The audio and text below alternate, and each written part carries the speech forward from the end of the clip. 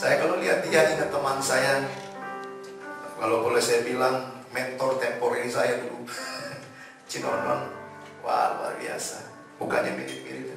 Saya rasa kalau sudah besar nanti menikah dengan Julius sama mukanya. Julius, kamu harus bersyukur 2000 kali. Mana Julius? Haleluya. Siapa yang diberkati Tuhan tahun 2015, angkat tangan saudara. Semua diberkati ya.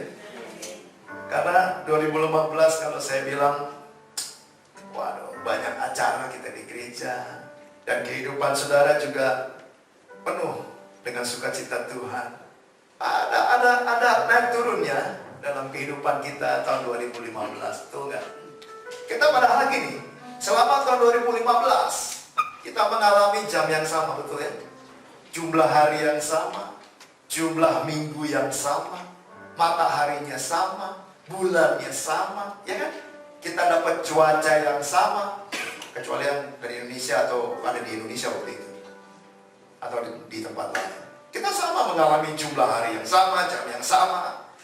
Tapi saya percaya setiap orang mengalami pengalaman-pengalaman yang berbeda, betul? Dalam jam hidup kita. Setiap orang gak ada yang sama deh. Saya dan Herni pun suami istri hidup satu rumah, tapi tetap mengalami sesuatu yang berbeda. Gak ada satupun di tempat ini yang mengalami pengalaman yang sama. Even saudara kembar, seperti Julius dan Kesia, mereka saudara kembar, cuma lain ibu lain bapak saja. Saudara kembar, pengalaman yang berbeda. Yang satu tambah besar, yang satu tambah kecil. Jadi pengalaman gak pernah sama setiap hidup manusia. Bahkan ada yang ngalami di satu bulan yang sama, di hari yang sama. Ada yang ngalami berkat Tuhan, keberhasilan. Tapi kadang-kadang di jam yang sama, hari yang sama itu juga orang lain mengalami satu kemalangan. Orang lain mengalami tantangan, masalah besar. Dan gak sama saudara, setiap orang berbeda, beraneka ragam berkat, beraneka ragam tantangan. Tahun 2015, saya percaya setiap orang pasti mengalami sesuatu yang kadang-kadang ada di lembah kekelaman, betul kan? Ada sesuatu yang betul-betul ngeri hidup kita, atau mungkin kita didiagnosa sakit sesuatu, atau mungkin bisnis kita ternyata terlibat masalah sesuatu, atau mungkin suami kita, istri kita terkena sesuatu, atau anak kita mungkin mengalami sesuatu yang luar biasa buruk dalam hidup mereka. Mungkin juga kita harus mendaki gunung yang tinggi. Kok kayaknya susah banget hidup kita tahun 2015. Kita beda, saudara. Jadi jangan pernah di tahun 2015 saudara bilang begini, kok hidup dia diberkati, kok hidup saya enggak. Enggak boleh tahun 2015 kita bilang begini, kok saya sama-sama ke gereja ICFC, sama-sama memuji Tuhannya, sama-sama melayani singernya, tapi kok saya dengan dia kok beda hidupnya. Ya memang beda. Saudara bukan saya bukan saudara. Dan pasti mengalami hal yang berbeda. Keputusan yang saudara ambil dan yang saya ambil berbeda, saudara. Cara kita merespon kepada apa yang Tuhan sediakan juga berbeda. Tapi ada yang sama loh. Dari setiap orang di tempat ini yang datang hari ini, ada yang sama loh yang kita alami. Ada yang sama yang kita jalani sama-sama. Yaitu ini loh, kita ada di bawah kepaksaan Tuhan. Oh, kita sama-sama di situ. Kita sama-sama ada under His wing. Kita ada sama-sama di tempat yang sama dalam roh Allah. Coba lihat Mazmur 91 ayat 4. Dia bilang begini. Dengan apa? Kepaknya ia akan melindungi engkau, di bawah sayapnya engkau akan berlindung. Kesetiaannya ialah perisai dan pagar tembok.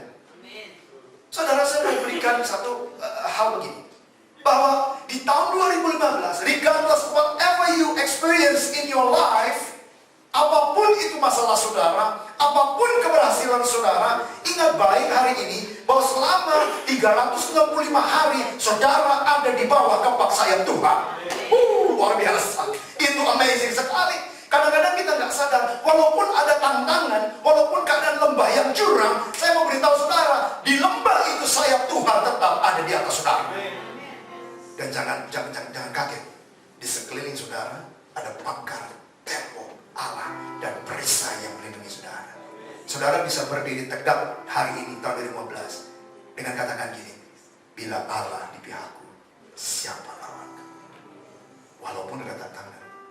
Ikut Tuhan itu Tuhan gak janji ya. Mungkin klise ini. Tapi saya beritahu lagi supaya ingat saudara saya. Ikut Tuhan itu gak berarti semuanya ada di awang-awang, nari-nari sukacita. Ikut Tuhan itu kadang-kadang tantangannya berat. Apalagi zaman-zaman ini. Betul? Oh luar biasa. Kita di sini enak sih beribadah, ada gedung, kita datang.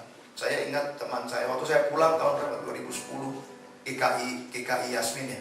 Sedang mengenai masalah. Mereka ibadah Natal di luar di Trotoar itu pun diusir. Ada beberapa gereja teman saya dari GSC aja di Indonesia, dirusak gerejanya. Waktu zaman dulu dibakar gerejanya. Ada satu teman saya cerita, waktu itu dia waktu ditemukan pendeta itu mati di dalam ruangan gereja, sedang berlutut dan berdoa. Matinya dan berlutut berdoa. Namanya posisi tubuhnya. Tapi walaupun begitu, saya percaya kepak sayap Tuhan ada di atasnya. Mungkin sudah bilang, mana bisa kalau Tuhan ada, kenapa kok ada terjadi gitu? Jawabannya cuma satu, saudara. Kadang-kadang kita berpikir, tantangan banyak amat. Kalau saya ada di bawah kepak tangan Tuhan, nggak mungkin dong ada pencobaan dalam hidup saya. Nggak mungkin dong ada sakit dalam hidup saya. Tuhan yang kasih itu pencobaan itu. Oh, pencobaan itu nggak mungkin datang dong. Tantangan nggak mungkin terjadi dong. Oh, saya ada di tengah kepak sayap Tuhan. Saudara tahu lagu itu kan? Apa tuh? Aku ingin selalu berada. Saya mendadak lupa amnesia. Aku ingin selalu berada, kan? Saya senangnya Kesia gitu. Saya nyanyi langsung diiringi dia. Itu tandanya itu, calon pendeta. Doakan saudara supaya dia jadi hamba Tuhan. Gak lihat saya dia. Baik. Aku ingin selalu berada di hadirat. Adik kalau bisa ikut sama saya. Aku ingin selalu berlindung dalam.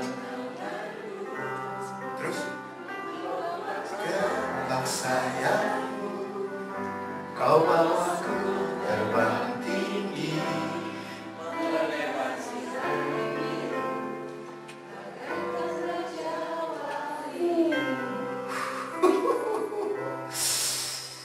Tapi saya pernah, dulu saya sebelum banyak terlibat dalam kegiatan pengembalaan, saudara. Saya banyak terlibat dalam seminar-seminar worship training. Karena memang latar belakang teologi saya worship. Saya sering analisa lagu. Tahu nggak lagu ini sebenarnya agak sedikit bingung kalau nggak dijelaskan. Coba nyanyiin. Aku ingin selalu berada di hadiratmu. Aku ingin selalu berlindung dalam naunganmu. Lalu di bawah kepak sayapmu, kau bawaku. Saya bilang lagunya salah motongnya. Di bawah kepak sayapmu, kau bawaku terbang tinggi. Loh, kalau dia lagi terbang sayapnya bagaimana? Kan begini, kita di bawahnya. Di kepak-kepak itu.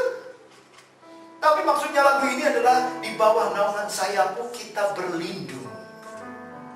Dan kita mikir, nggak mungkin dong ada tantangan, nggak mungkin dong ada pencobaan. Masa sih? Pasti pencobaan datang dari Tuhan. Dan kita sering ngomong gitu ya, waduh kenapa Tuhan ini kok Tuhan berikan buat saya? Tunggu, coba lihat ini.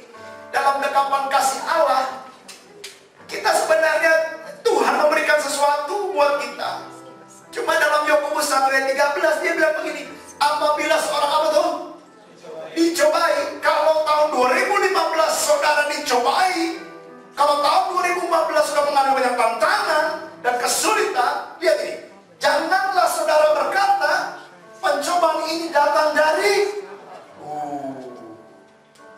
stres, tantangan, pencobaan, masalah, kesulitan, bukan datang dari Tuhan. Sebab Allah tidak dapat dicobai dan jahat, dan Ia sendiri tidak mencobai siapapun. Jadi gak ada Allah memberikan segala hal yang buruk dalam hidup saudara. Tapi Dia selalu memberikan hal-hal yang baik dalam hidup saudara. Yang buruk datang dari siapa? Dari si iblis. Karena dia memang datang untuk membunuh dan membinasakan. Hal-hal yang masuk dalam pikiran saudara yang tidak sesuai dengan firman Allah, itu selalu datang dari si jahat. Jadi jangan pernah mengeluh sama Tuhan. Di tahun 2015 terjadi banyak hal dalam hidup saudara yang buruk. Tapi jangan pernah katakan, Tuhan, kenapa engkau berikan ini kepada saya? Karena Tuhan gak pernah berikan itu. Lalu kenapa terjadi, John? Kalau reality terjadi dalam hidup saya loh. Saya mengalami banyak hal yang gak benar loh dalam hidup saya tahun 2012. Cuma satu hal. Karena kita pilih melakukan itu. Karena kita punya kehendak bebas untuk memilih pilihan yang sebenarnya membawa kita kepada sesuatu yang buruk. Kenapa Tuhan berikan saya penyakit ini? Lah dulu kamu gak jaga kesehatan. Coba kalau kita jaga kesehatan, makannya babi terus, jantung. Kenapa gak jaga kesehatan sehingga kamu sakit? Lalu setelah sakit kita salahkan Tuhan. Kenapa kita nggak jaga sesuatu kehidupan kita sehingga pada saat masalah kita salahkan Tuhan? Enggak. Tahun 2015 saya mau pesankan satu hal yang begini, bahwa Tuhan tidak pernah memberikan pencobaan dalam hidup saudara. Tapi kita sendiri memilih jalan hidup yang salah sehingga kita mendapatkan akibat atau konsekuensi dari pilihan hidup kita. Saya sering bilang sama Tio begini kalau kita lagi ngobrol malam. Saya bilang begini, Tio, you can choose whatever you want in life. Nobody force you to choose anything. Gak ada, kamu bisa pilih pilihan apapun dalam hidup kamu. Kamu gak bisa dipaksa orang untuk memilih sesuatu. Tapi ingat baik, whatever you choose, you freely choose what is your choice. Kamu dengan bebas memilih pilihan hidupmu. Tapi ingat baik, konsekuensi dari pilihanmu, kamu gak bisa pilih lagi. Bisa mengerti maksud saya? Kalau saudara suruh pilih makan cabai sama makan mangga. Ngomong-ngomong mangga lagi murah. Enak mangga murah. Mau makan cabai, makan mangga. Kalau makan mangga rasanya manis, makan cabai rasanya nggak bisa kita pilih. Mau makan mangga rasa pedas, nggak ada. Pergi ke asinan baru ada. Tapi kalau yang normal makan mangga manis, makan cabai ya pedas. Kita bebas memilih makan cabai atau makan mangga. Tapi begitu kita makan cabai, saat itu juga kita nggak bisa memilih. Mau nggak mau, suka nggak suka, tahu nggak tahu, saudara akan merasakan pedas. Sama dengan hidup saudara. Tahun 2015, Tuhan berikan pilihan-pilihan hidup. Dan pilihannya selalu yang baik. Tapi begitu kita memilih bukan ini, tawarkan Tuhan. Konsekuensi dari pilihan kita akan terima.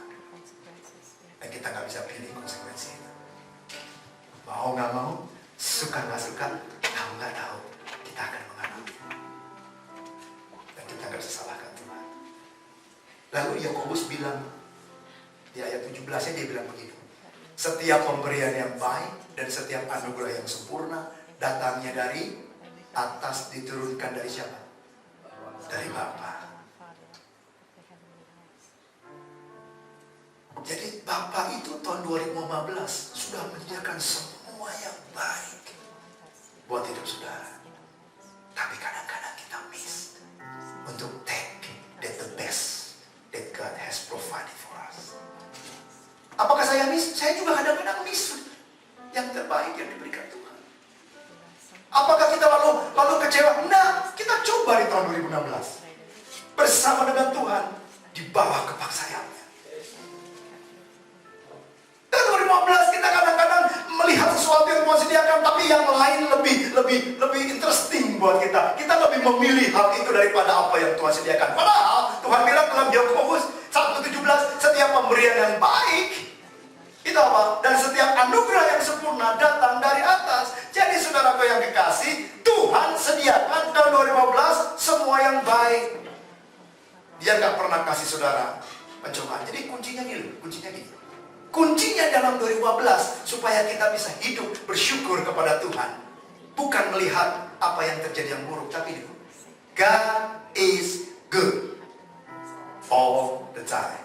And all the time, God is good. Lagi sekali. God is good and all the time. Tuhan baik dari mulai 1 Januari 2015 sampai nanti tanggal 31 Desember. Dia memberikan yang terbaik. Selalu yang baik. All the time.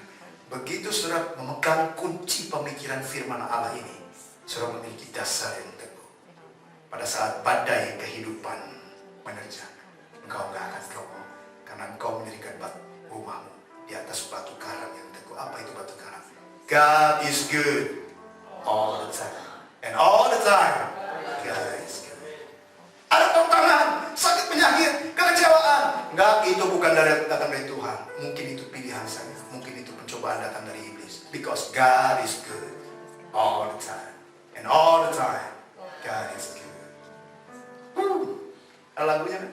God is good all the time. Nggak tahu lagi syairnya, lanjutnya apa? But God is good all the time. Amin. Oh, iya. Oh, ada yang bisa nyanyi. Oh, di belakang memang penyanyi dia. Dulu sinden. God is good all the time.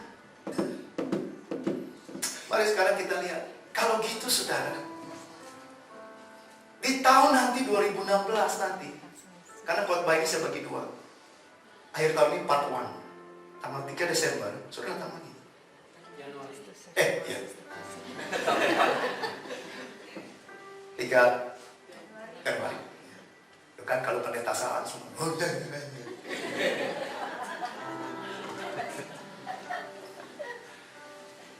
3 Desember saya akan balikan.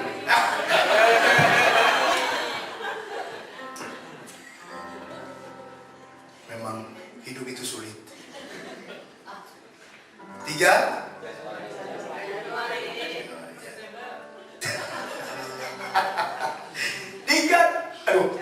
Januari tahun saya tahu 3 Januari 2016 saya akan bagikan part yang kedua, karena ini sambungan saudara, mesti lengkap saudara dengar. Dan kita mau baca satu hal, apa yang Tuhan katakan buat kita di dalam Kolose pasal Kolose 2 ayat 6-7. Dia bilang begini saudara, kamu telah menerima Kristus Yesus. Semua orang di tempat ini sudah menerima Yesus Kristus Tuhan. Bahkan jauh sebelum tahun 2015 Tuhan kita. Karena itu hendaklah hidupmu apa? Tetap di dalam Dia. Hendaklah kamu apa?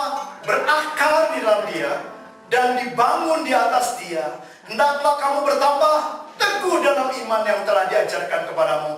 Hendaklah hatimu melimpah dengan syukur. Jadi saudara, tahun 2016 nanti kita harus tetap, kita harus berakar, kita harus dibangun, kita harus tambah teguh, kita harus mengucap syukur.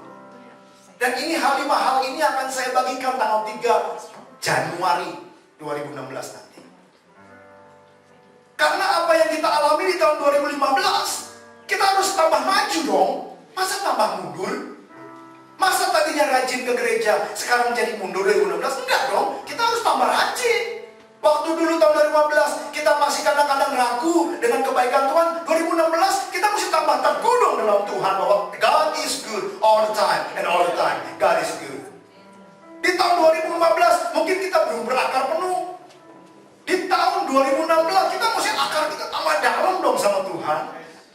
Pada tahun 2015, mungkin bangunan hidup kita, rohani kita belum lengkap. Tahun 2016, kita bangun dong sampai lengkap. Tahun 2015 merupakan dasar saudara untuk membangun 2016. Dan hari ini kita mau tutup 2015 dengan satu pemikiran. God is good all the time, and all the time God is good. Dia tidak pernah memberikan hal yang buruk di tahun 15. Hanya yang baik yang datang dari Bapa. Yang buruk-buruk apa? Pertama, mungkin kita memilih pilihan yang salah. Yang kedua, iblis diizinkan Tuhan untuk mencobai kita. Seperti Ayub. Pada saat sudah dicobai, coba evaluasi. Apakah saya memilih respon yang salah atau memilih respon yang benar?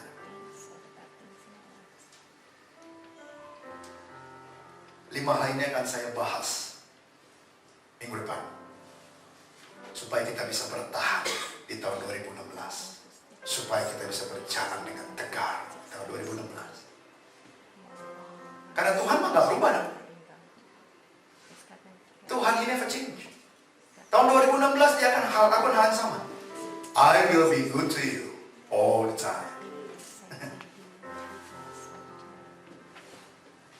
Saya percaya juga, kembali seperti yang tadi pertama saya katakan, tantangan banyak dalam hidup saudara. Peperangan banyak dalam hidup saudara. Keberhasilan juga banyak. Lalu apa yang bisa kita lakukan? Kalau kita mengerti kunci ini, menanggapi hidup ini, bahwa God is good all the time. All the time. Sekali lagi, all the time. Enggak seminggu sekali loh. Enggak cuma hari Minggu. Enggak cuma 2 kali seminggu. Bahkan enggak cuma 6 hari 23 jam seminggu. Bahkan enggak cuma 6 hari 23 jam 59 menit 59 detik. Enggak. Dia good all the time. Dan kalau banyak tantangan, kalau kita punya kunci ini, kita akan bisa mengucap syukur. Amin. Hari ini kita akan mengucap syukur sama Tuhan untuk apa yang sudah dan saya alami. Bukan berarti kalau saya sakit lalu terima kasih Tuhan, saya sakit. Oh, salah. Bilangnya begini, terima kasih Tuhan, Tuhan beri kekuatan saya waktu saya sakit. Waktu kita mengalami masalah dengan keluarga, kita bisa bilang, Tuhan, you good all the time. Thank you. Tuhan berikan hikmat untuk mengatasi masalah ini. Pada saat kita mengalami hal-hal yang luar biasa jatuh bangun dalam hidup ini, kita nggak bersyukur atas masalahnya. Oh, terima kasih untuk masalah yang kau berikan buat kami. Enggak, justru kita nggak mau masalah itu. Kita minta sama Tuhan. Tapi kita mesti mengucap syukur. Kenapa? Walaupun masalah datang, Tuhan terima kasih buat tanganmu memegang tanganku. Saudara lihat, nanti janji Tuhan bilang begini, apa yang tidak pernah kau lihat, apa yang tidak pernah kau dengar, apa yang tidak pernah kau katakan dalam hatimu, kalimat belakangnya luar biasa, itu yang diberikan Tuhan kepadamu. Apa yang gak pernah saudara pikirkan, satu saat nanti sebagai Bapa yang kekal, dia tahu anakku membutuhkan ini, aku berikan. Kemarin saudara, ada sesuatu yang luar biasa terjadi dalam hidup saudara. Waktu Natal, kita melihat bahwa Allah memberikan anaknya yang tunggal. Sebagai penutup saya mau bilang begini, kalau saudara berpikir bahwa Yesus, bahwa Allah Bapa di surga itu hanya Allah yang jauh, coba perhatikan begini, dia nggak ada yang jauh, dia Allah yang dekat. Yohanes bilang begini, dia mengirimkan anaknya menjadi manusia supaya dia tinggal di tengah-tengah manusia. Yohanes 1:14, supaya dia dekat dengan saudara. Dan saya bilang begini, kelahiran Yesus waktu kemarin kita rayakan itu adalah awal permulaan pemutusan misi Tuhan dalam hidup saudara. Apa yang dia mulai, dia akan selesaikan. Siapa yang merasa saudara diciptakan Tuhan angkat tangan? Ada yang nggak angkat tangan diciptakan Soko. Semua merasa diciptakan Tuhan, betul ya? Berarti Tuhan memulai hidup saudara, betul ya? Berarti Tuhan yang menciptakan saudara, dia mulai pencet apa tuh? Tombol start ya. Start, terciptalah John Halim di Bogor tahun 1969. Seorang bocah gemuk, lucu, botak. Dia udah mulai start loh. Tuhan itu Allah yang sempurna loh. Nanti satu saat dia sedang menunggu untuk menekan tombol finish. Dan finishnya di mana? Dia bilang begini, waktu engkau sama-sama aku kembali di kekekalan. Waktu itu terjadi, Tuhan datang jemput kita. Saat itulah tombol finish. Finish. Lalu dunia ini di shutdown. Dan dia create yang dunia dan bumi yang baru. Lalu si John Halim ini, dia ambil, dia taruh di bumi yang baru. Dan dia katakan gini, I love you. Dia dekap saya, bahkan dia tinggal sama-sama kita.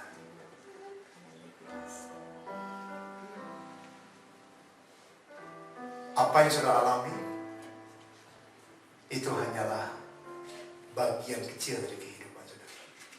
Tantangan kehidupan, masalah, keberhasilan, berkat, kesuksesan. Tapi satu saat nanti waktu Tuhan pencet finish dalam hidup saudara, saat itulah saudara akan mengalami kekekalan yang tidak pernah berhenti. God is good all the time. And all the time, mari kita berdiri bersama-sama. Saya akan lanjutkan khotbah ini tanggal 3 Januari. Kita akan melihat satu persatu apa yang Tuhan maksudkan kita harus lakukan di tahun 2016 yang Tuhan mau. Haleluya.